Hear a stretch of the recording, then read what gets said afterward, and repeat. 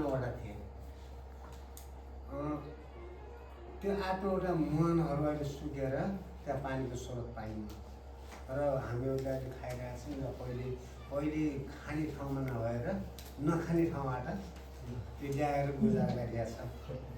त्यो नखाने ठाउँमा पहिला मुहान चाहिँ थिएन, ठुलो थियो तर अहिले त्यसको मात्रा घटेर सानो भएको छ।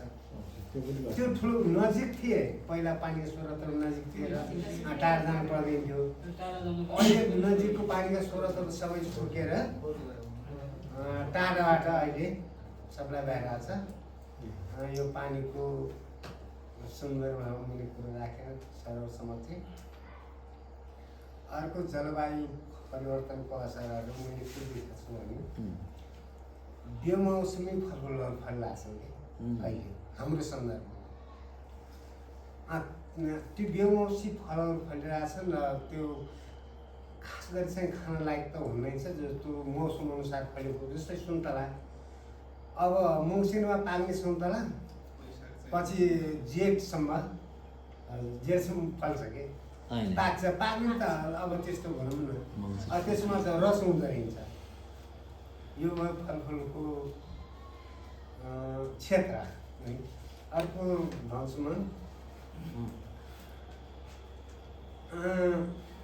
जो लामखुट्टे, पहिले हाम्रो जिमालीमा मैले झोल किनेको थिइनँ कि, झोल किनेको थिएन। मलाई याद छ मैले 61 सालमा झोल किनेको थिएँ, भन्नाले मच्छर झोल है।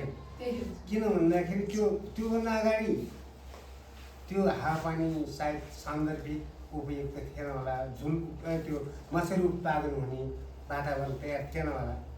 त्यो 61 सालदेखि पछि अहिलेसम्म त्यो झुलको प्रयोग भइरहेको छ। भनेको अर्थ त्यो जलवायुको असर होला जस्तो लाग्छ कि मलाई। त्यस्ता कुराहरू त थुप्रै छन्। पहिले वन जङ्गलहरू कति घना बस्ती थियो, अहिले ती बस्तीहरू सब जो भयो त्यो प्रयोग गरेर जङ्गल प्रयोग गरेर अब यहाँ सुक्खा जङ्गल जमिन जस्तो भइरहेछ अहिले।